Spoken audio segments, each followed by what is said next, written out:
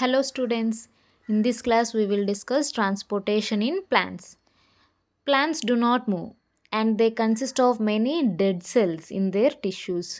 చాలా dead cells అనేవి ఉంటాయి కాబట్టి ఎనర్జీ కూడా చాలా తక్కువ యూస్ చేసుకుంటుందన్నమాట ప్లాంట్. అలాగే ట్రాన్స్పోర్టేషన్ కూడా ఎలా జరుగుతుందంటే స్లోగా జరుగుతుంది. ఏవేవి ట్రాన్స్పోర్ట్ అవ్వాలి ప్లాంట్లో అంటే ఫుడ్, వాటర్. ఇవి 2 డిఫరెంట్ టైప్స్ ఆఫ్ టిష్యూస్ ద్వారా జరుగుతాయి. Xylem and phloem, the vascular tissues present in plant. We have studied in 9th class. First of all, transport of water గురించి తెలుసుకుందాం. Xylem is the vascular tissue that helps in the transportation of water. And xylem components వచ్చేసి vessels, ట్రాకెట్స్. ఇవి ఎక్కడ ఉంటాయంటే రూట్స్లో ఉంటాయి, స్టెమ్స్లో ఉంటాయి, లీవ్స్లో ఉంటాయి. ఇక్కడ వాటర్ ట్రాన్స్పోర్టేషన్కి ఈ xylem టిష్యూ అనేది హెల్ప్ అవుతూ ఉంటుంది. ఇప్పుడు సాయిల్ నుంచి వాటర్ ప్లాంట్లోకి ఎలా ఎంటర్ అయిందో చూద్దాం. రూట్ హెయిర్స్ అనేవి సాయిల్కి టచ్ అయినప్పుడు సాయిల్ నుంచి అయాన్స్ అనేవి రూట్ హెయిర్స్లోకి ఎంటర్ అయిపోతాయి. ఇక్కడ అయాన్స్ అంటే ఏంటి అని మీకు డౌట్ రావచ్చు. అయాన్స్ అంటే nothing but the nutrients, salts present in the soil. Sodium, potassium ఇట్లా ఉంటాయి కదా న్యూట్రియన్స్, వాటన్నింటినీ అయాన్స్ రూపంలో ప్లాంట్ అనేది తీసుకుంటుంది. Now the concentration difference of the ions develop. Ions అన్నీ లోపలే ఉన్నాయి రూట్ హెయిర్లో, బయట ఏమీ లేవు కాబట్టి డిఫరెన్స్ అనేది జనరేట్ అయింది.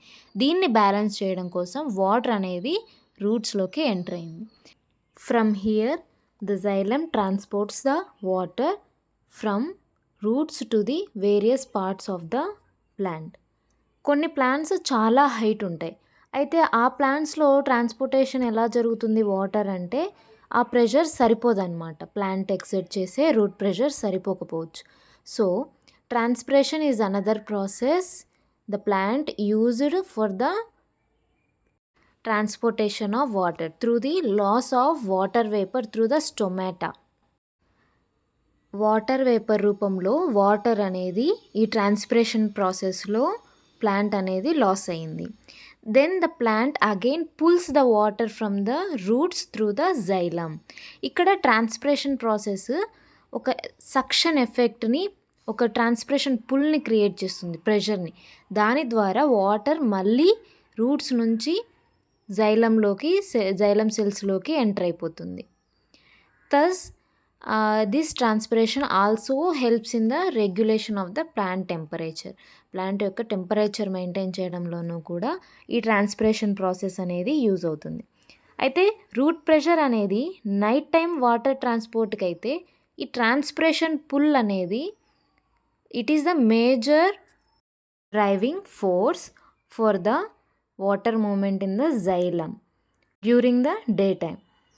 ఓకే, నెక్స్ట్ ఇప్పుడు ట్రాన్స్పోర్ట్ ఆఫ్ వాటర్ అయిపోయింది. అలాగే ఫుడ్ కూడా ఎలా ట్రాన్స్పోర్ట్ అవుతుందో చూద్దాం. ఫుడ్ అనేది ఎక్కడ ప్రిపేర్ అవుతుంది? లీవ్స్లో ప్రిపేర్ అవుతుంది, ఫోటోసింథసిస్లో. ఈ ఫోటోసింథసిస్లో తయారైన ఫుడ్ మొత్తం డిఫరెంట్ పార్ట్స్కి అంతా వెళ్ళిపోవాలి. ఆ ప్రాసెస్ని ట్రాన్స్లోకేషన్ అంటాం. ఎగ్జాంపుల్, గ్లూకోజ్ అనేది ఇప్పుడు ప్రిపేర్ అయింది.